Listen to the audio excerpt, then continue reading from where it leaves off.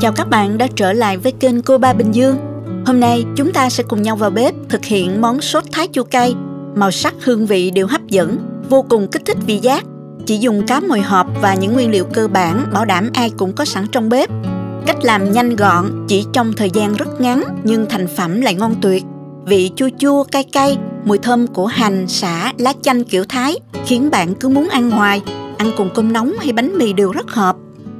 Nếu thích video, nhớ bấm nút đăng ký để đón xem những món ăn tiếp theo của mình nha.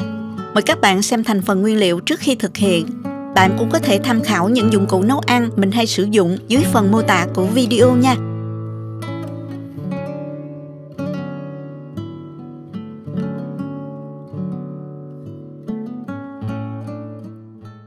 Đầu tiên mình sẽ mở hộp cá mòi. Sau đó dùng một cái rây để lọc lấy phần thịt cá và phần nước sốt có ở trong hộp cá ra riêng nha. Mình dùng hết 3 hộp cá mòi nhỏ đó các bạn. Với nguyên liệu như thế này mình làm được phần ăn dành cho khoảng 4 người ha.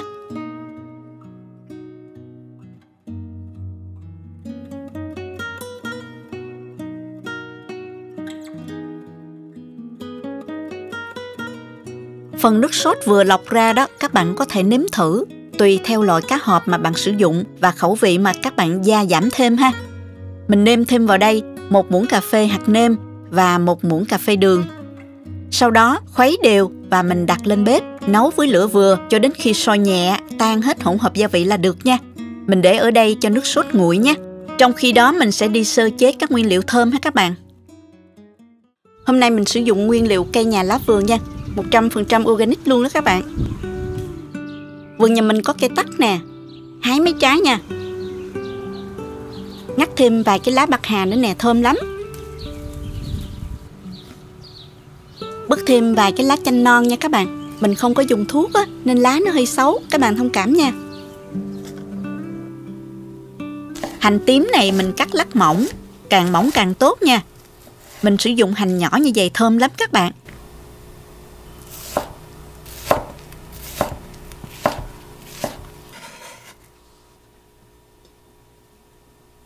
Tiếp theo là ớt, mình xắt lát ra luôn. Ớt này tùy thích nha. Bạn nào ăn được cay thì mình cho nhiều, nếu không thì mình cho ít hoặc thay thế bằng ớt sừng nha. Tuy nhiên thì món sốt Thái thường đặc trưng với vị cay nồng nên cho nhiều một chút sẽ ngon hơn đó các bạn. Tiếp theo là lá chanh vừa mới hái lúc nãy đó, cắt thành sợi mỏng như thế này nha. Mùi chanh dễ chịu lắm các bạn, tươi mới lắm luôn. Món Thái cũng không thể thiếu vị chua. Mình dùng ở đây là 2 trái tắc nè. Bạn nào không có tắc thì mình có thể thay thế chanh cũng được. Sả thì mình dùng 2 tép. Lựa phần non ở bên dưới đó cho khỏi xơ nha các bạn. Cắt lát mỏng luôn nha.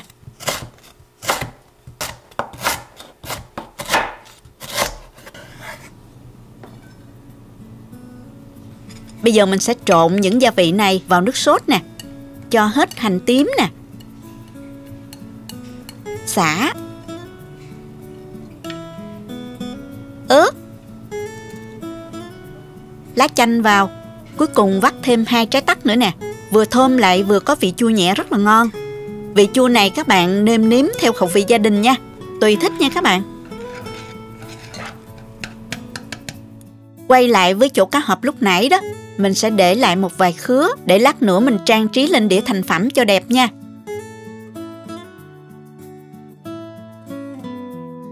Phần còn lại thì mình cho vào thêm 5 quả trứng. Trứng gà hay vịt đều được nha. Nếu trứng vịt to thì các bạn dùng 4 quả cũng được. Dùng phới hoặc muỗng dầm cá ra và khuấy đều để đánh tan trứng và cá nha. Các bạn có thể dầm nhuyễn hoặc dầm nhẹ để miếng cá lớn một chút cũng được, tùy sở thích cá nhân nha các bạn. Nêm thêm vào đây 2 muỗng cà phê hạt nêm, nửa muỗng cà phê đường, thêm nửa muỗng cà phê tiêu. Trộn đều lên một lần nữa. Giờ thì mình chiên trứng và cá nữa là xong nè. Đặt chảo lên bếp, cho vào 2 muỗng canh dầu ăn. Đợi dầu nóng thì mình đổ hỗn hợp cá và trứng lên. Đảo đều nhẹ nhàng để trứng được chín đều ha.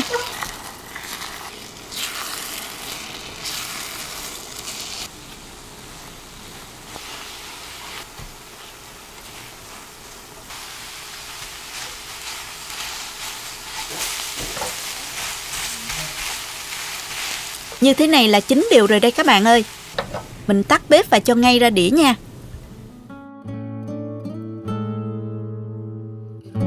Cuối cùng thì mình rưới ngay nước sốt vừa làm lúc nãy lên trứng nè.